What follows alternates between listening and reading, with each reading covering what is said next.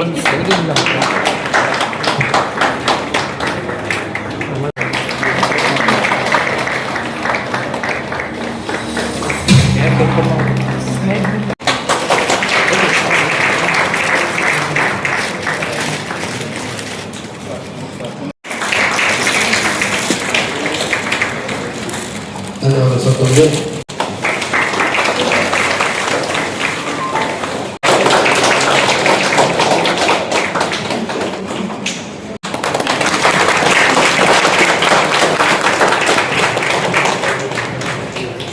Health care centre ವತಿಯಿಂದ ಅದನ್ನು ಬಹಳ ಮುಖ್ಯವಾಗಿ ಬೆಳಗಾಂ ಸಿಟಿನಲ್ಲಿ ಈ ಮಷಿನ್ ಪ್ರಥಮವಾಗಿ ಉದ್ಘಾಟನೆಯನ್ನು ಆಗ್ತಾ ಇದೆ.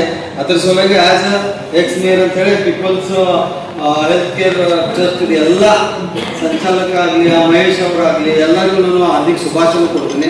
ಇವತ್ತು ಏನಿದೆ ಅಂದ್ರೆ ಆರೋಗ್ಯ ಮತ್ತೆ ಶಿಕ್ಷಣ ಎರಡು ಕಣ್ಣುಗಳಿದ್ದಂಗೆ ನಾವು ಶಿಕ್ಷಣಕ್ಕೆ ಮಹತ್ವ ಕೊಡ್ತಾ ಇದೀವಿ ಹೊರತು ಆರೋಗ್ಯದ ಕಡೆ ಯಾರು ಮಹತ್ವ ಕೊಡ್ತಾ ಇಲ್ಲ. ಎಲ್ಲರೂ ದುಡಿಮೆ ದುಡಿಮೆ ದುಡಿಮೆ ಅನ್ನೋದ್ರಲ್ಲೇನೆ ಇದರ ಹೊರತು ಯಾಕೆ ನಾವು ಆರೋಗ್ಯದ ಬಗ್ಗೆ ಅಟ್ಲೀಸ್ಟ್ ಒಂದು ತಿಂಗಳಿಗೊಂದು ಟೈಮು 2 ತಿಂಗಳಿಗೊಂದು ಟೈಮು ಹಾಸ್ಪಿಟ್ಲಿಗೆ ಹೋಗೋದು, ನಮ್ಮ ಬಾಡಿ ಚೆಕಪ್ ನಾವು ಚೆನ್ನಾಗಿದ್ದೀವಿ, ನಮ್ಗಿನ್ನು ಚಿಕ್ಕ ಏಜು ಏನು ಬರೋದಿಲ್ಲ ಅಂತ ಹೇಳಿ. ಈಗಿನ ಕಾಲದಲ್ಲಿ ಪ್ರತಿದಿನ ನಾವು ದಿನಪತ್ರಿಕೆಗಳಲ್ಲಿ ನೋಡ್ತಾ ಇದ್ರೆ 18 ವರ್ಷ 20 ವರ್ಷ 25 ವರ್ಷದವರೆಗೆಲ್ಲ ಶುಗರ್ BP ಬರ್ತಾ ಇದೆ, ಹಾರ್ಟ್ ಅಟ್ಯಾಕ್ ಆಗ್ತಾ ಇದೆ. ಅವನ್ನೆಲ್ಲ ನೋಡಿದ್ರೆ ಅದು ಇವಾಗಿನ ಬಂದಿರೋದಲ್ಲ, ಅದು ಮೊದ್ಲಿಂದಾನೇ ಕೂಡ ಅದು ಬಂದಿರುತ್ತೆ. ಬಟ್ ಅದನ್ನ ಜಾಗ್ರತೆ ವಹಿಸಿರಲ್ಲ. ಸೊ ಈ ಉದ್ದೇಶದಿಂದ ನಾವು ಅದರಲ್ಲೂ ಗ್ರಾಮೀಣ ಭಾಗದಲ್ಲಿ ಇದು ಹೆಚ್ಚಾಗಿ ಕಾಣ್ತಾ ಇದೆ. ಆಮೇಲೆ ಈಗಿನ ಯುವಕರಲ್ಲಿ ಜಾಗ್ರತೆ ಇಲ್ಲ, ಆಲ್ಕೋಹಾಲ್ ಕಂಟೆಂಟ್ಸು ಆತರ ಬಹಳಷ್ಟು ಧ್ಯಾಸನರಾಗಿರ್ತಾರೆ.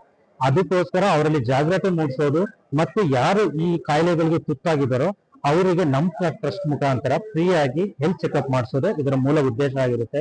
ಅದರಲ್ದೇನೆ ಈಗ ಬಹಳಷ್ಟು ಜನ ಗೌರ್ಮೆಂಟ್ ಹಾಸ್ಪಿಟ್ಲ್ಗಳಲ್ಲಿ ಹೋಗೋರು ಬಹಳ ಜನ ಇದ್ದಾರೆ, ಪ್ರೈವೇಟ್ ಹಾಸ್ಪಿಟ್ಲ್ಗಳು ಹೋಗೋರು ಬಹಳ ಜನ ಇದ್ದಾರೆ. ನಾಳೆ ನಮ್ಮ ಕಡೆಯಿಂದ ಪ್ರೈವೇಟ್ ಹಾಸ್ಪಿಟ್ಲ್ಗಳಿಗೆ ಹೋದ್ರೆ ನಮ್ಮ ಟ್ರಸ್ಟ್ ಮುಖಾಂತರ ಹೋಗುವಂತ ಯಾರೇ ಇದ್ದು ಅವರಿಗೆ ಅಟ್ಲೀಸ್ಟ್ ವಿನಾಯಿತಿ ರೂಪದಲ್ಲಿ ಕೊಡಬೇಕು ಅಂತೇಳಿ ಸಹ ನಾವು ಆಲ್ರೆಡಿ ಬಹಳಷ್ಟು ಹಾಸ್ಪಿಟ್ಲ್ಗಳಲ್ಲಿ ಮಾತಾಡ್ತಾ ಇದ್ದೀವಿ. ಅವ್ರಿಗೆ ಒಂದು 20% ಇಂದ 30% ವಿನಾಯಿತಿ ದೊರಕಿದ್ರು ಕೂಡ ಅವ್ರಿಗೆ ದೊಡ್ಡ ಉಳಿತಾಯನೇ ಆಗುತ್ತೆ. ಯಾಕಂದ್ರೆ BP ಶುಗರ್ ಇರೋರು ತಿಂಗಳಿಗೆ ಏನಿಲ್ಲ ಅಂದ್ರೆ 800 ಇಂದ 1000 ರೂಪಾಯಿ ಖರ್ಚು ಮಾಡ್ತಾ ಇದ್ದಾರೆ. ಅಟ್ಲೀಸ್ಟ್ ಅದರಲ್ಲಿ ಅವರಿಗೆ ಪ್ರತಿ ತಿಂಗಳು 200-300 ಸೇವ್ ಆಯ್ತಂದ್ರೆ ವರ್ಷಕ್ಕೆ 2,500-3,000 ಸಾವಿರ, ಅದು ದೊಡ್ಡ ಮೊತ್ತ ಅವರಿಗೆ ಗ್ರಾಮೀಣ ಭಾಗದಲ್ಲಿ. ಸೊ ಆ ಉದ್ದೇಶದಿಂದ ನಾವು ಈ ಪ್ರೋಗ್ರಾಮ್ ನಾವು ಮಾಡ್ತಾ ಇದೀವಿ. ಅದು ಫಸ್ಟ್ ಟೈಮ್ ಇನ್ನು ಬೆಳಗಾಮಲ್ಲಿ ಯಂತ್ರ ಉದ್ಘಾಟನೆ ಆಗಿದೆ. ನಮ್ದು ಆಲ್ರೆಡಿ ಯಾದಗಿರಿಯಲ್ಲಿ ಹೆಲ್ತ್ ಫಂಕ್ಷನ್ ಸ್ಟಾರ್ಟ್ ಆಗ್ತಾ ಇದೆ. ಸೋಮವಾರ ಮುದ್ದೆಬೇಳೆ ಸ್ಟಾರ್ಟ್ ಮಾಡ್ತಾ ಇದೀವಿ. ಹಂತವಾಗಿ ನಾವು ನೆಕ್ಸ್ಟ್ ಇದರಲ್ಲಿ ನಾವು ದೊಡ್ಡ ಕಂಪನಿಗಳ ಜೊತೆ ಮಾತಾಡ್ತಾ ಇದೀವಿ ಸರ್. ಅವರು ಸಹಭಾಗಿತ್ವದಲ್ಲಿ, ಆಮೇಲೆ ದೊಡ್ಡ ಹಾಸ್ಪಿಟ್ಲ್ ಮಾಲೀಕರ ಸಹಭಾಗಿತ್ವದಲ್ಲಿ ನಾವು ಪ್ರಯತ್ನ ಮಾಡ್ತಾ ಇದೀವಿ. ಈಗ ಮೊದಲನೇ ಹಂತದಲ್ಲಿ ನಾವು ಮಿಷನ್ಸ್ ನಮ್ಮ ಟ್ರಸ್ಟ್ ಕಡೆಯಿಂದಾನೆ ಇದು ಮಾಡಿದೀವಿ. ಮುಂದಿನ ಹಂತದಲ್ಲಿ ಯಾವ್ದಾದ್ರು ಮಾರಣಾಂತಿಕ ಕಾಯಿಲೆಗಳಿದ್ರೆ ನಾವು ದೊಡ್ಡ ಹಾಸ್ಪಿಟ್ಲ್ಗಳ ಜೊತೆ ಟೈಅಪ್ ಮಾಡಿ ಆದಷ್ಟು ಅವರಿಗೆ ಉಚಿತ ಚಿಕಿತ್ಸೆ ದೊರಕೋ ತರ ಮಾಡೋದು ನಮ್ಮ ಉದ್ದೇಶ. ಹೌದು ಸರ್, ಹೌದು ಹೌದು ಸರ್, ಹೌದು ಸರ್. ಸೊ ಹಾಗಾಗಿ ನಾವೇನ್ ಮಾಡ್ತೀವಿ ಅಂದ್ರೆ ಸಂಬಂಧಪಟ್ಟ ಅಧಿಕಾರಿಗಳಿಂದ ಪರ್ಮಿಷನ್ ತಗೊಂಡು ಹಾಗೂ ಲೋಕಲ್ ಬರುವಂತ ವ್ಯಕ್ತಿಗಳು, ಗ್ರಾಮ ಪಂಚಾಯತಿಗಳಿಂದ ಹಿಡಿದು ತಾಲೂಕ್ ಪಂಚಾಯತಿಂದ ಎಲ್ಲರ ಸಮ್ಮುಖದಲ್ಲಿ ಈ ಪ್ರೋಗ್ರಾಮ್ ಮಾಡ್ತಾ ಇದ್ದೀವಿ ಸರ್. ಈಗ ಸದ್ಯಕ್ಕೆ ನಾವು ವೈದ್ಯಕೀಯ ಇವರಿಗೆ ಮಾಹಿತಿ ಕೊಟ್ಟಿದ್ದೀವಿ. ಮುಂದಿನ ಹಂತದಲ್ಲಿ ನಾವು ಗ್ರಾಮೀಣ ಭಾಗದಲ್ಲಿ ಏನಾದ್ರು ಹೆಲ್ತ್ ಕ್ಯಾಂಪ್ ಹಾಕಬೇಕಾದಂದ್ರೆ DHO ಕನ್ಸಲ್ಟ್ ಮಾಡ್ತೀವಿ, THO ಕನ್ಸಲ್ಟ್ ಮಾಡ್ತೀವಿ. ಆಮೇಲೆ ನಮ್ಮಲ್ಲಿ ಕೂಡ ಡಾಕ್ಟರ್ ಹೈರಿಂಗ್ ಮಾಡಿರ್ತೀವಿ. ಡಾಕ್ಟರ್ ಸಹಕಾರದೊಂದಿಗೆನೆ ನಾವು ಏನಾದ್ರು ಮಾಡೋದು. ನಾವು RMP ಡಾಕ್ಟರ್ ಆಗ್ಲಿ ಇನ್ನೊಬ್ಬರನ್ನಾಗ್ಲಿ ನಾವು ಅಲೋ ಮಾಡಲ್ಲ. ಓನ್ಲಿ ಫಾರ್ MBBS MD ಮಾಡಿರೋ ಡಾಕ್ಟರ್ಗಳು ಸಜೆಸ್ಟ್ ಮುಖಾಂತರನೇ ಇದು ಮಾಡೋದು.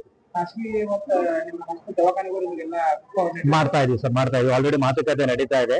ಈಗ ನಾವು ಇದರಲ್ಲಿ ಯಾರಾದ್ರೂ ಮಾರಣಾಂತಿಕ ಕಾಯಿಲೆ ನಮ್ಮಲ್ಲಿ ಕಂಡು ಬಂದ್ರೆ ಅವ್ರಿಗೆ ಸೆಕೆಂಡ್ ಒಪಿನಿಯನ್ ಕೂಡ ನಾವು ಹಾಸ್ಪಿಟ್ಲಿಗೆ ಕಳಿಸ್ತೀವಿ. ಅವ್ರ ಒಪಿನಿಯನ್ ತಗೊಂಡು ಆತರ ಏನಾದ್ರು ಕಾಯಿಲೆ ಸಿಕ್ತಂದ್ರೆ ನಾವು ಮುಂದಿನ ಹಂತದಲ್ಲಿ ಯಾವ ರೀತಿ ಚಿಕಿತ್ಸೆ ಕೊಡಬೇಕು ಅನ್ನೋದು ನಮ್ಮ ಟ್ರಸ್ಟ್ ಮುಖಾಂತರ ನಾವು ಸರ್ ನಮ್ ಕಡೆಯಿಂದ ಮಾಡಿ ಅಂತ ನಾವೆಲ್ಲೂ ಹೇಳ್ತಾ ಇಲ್ಲ. ಬಟ್ ನಿಮಗ್ ಟೈಮ್ ಇಲ್ಲ ಸರ್. ಈಗ ಏನಾಗಿದೆ ಅಂದ್ರೆ ಜನಗಳಿಗೆ ಇವತ್ತು ಒತ್ತಡ ಏನಿದೆ ಅಂದ್ರೆ ವರ್ಕ್ ಅಲ್ಲಿ ಅವ್ರಿಗೆ ಅವ್ರ ಕೊನೆ ಪಕ್ಷ BP ಶುಗರ್ ಎಷ್ಟಿದೆ ಅಂತ ಚೆಕ್ ಮಾಡಿಸೋಷ್ಟು ಪೇಷನ್ಸ್ಗಳಿಲ್ಲ. ಯಾಕಿಲ್ಲ ಅಂದ್ರೆ ಅವ್ರಿಗೆ ಒಂದು ದಿನ ಎಲ್ಲಾದ್ರೂ ಹೋದ್ರೆ ದುಡ್ಡು ಹೋಯ್ತಲ್ಲ ಅನ್ನೋದು ಇದು. ಬಿಡು ನಮ್ಗೆ ಏನಾಗುತ್ತೆ. ಈಗ ಏನಾಗಿದೆ ಅಂದ್ರೆ ಫಾರ್ ಎಕ್ಸಾಂಪಲ್ ಒಂದು ಉದಾಹರಣೆ ಹೇಳ್ಬೇಕು ಅಂದ್ರೆ ಈಗ ಎದೆ ನೋವು ಗ್ಯಾಸ್ಟ್ರಿಕ್ ಸೇಮ್ ಸಿಂಟಮ್ಸ್. ಬಹಳಷ್ಟು ಜನ ಏನಂತಾರೆ, ನಾವು ಊಟ ಸರಿ ಮಾಡಿಲ್ಲಲ್ಲ ಗ್ಯಾಸ್ಟ್ರಿಕ್ ತರ ಆಗಿದೆ, ಅದಕ್ಕೆ ಯಾವ್ದೋ ಒಂದು ಮಾತ್ರೆ. ಅವರೇ ಗೂಗಲ್ ಅಲ್ಲಿ ನೋಡೋದು. ಸರ್ ವಿಜಯ್ ಸರ್ ಹೇಳ್ದಂಗೆ ಅವರೇ ಗೂಗಲ್ ನೋಡೋದು, ಅವರೇ ವೈದ್ಯರಾಗೋದು.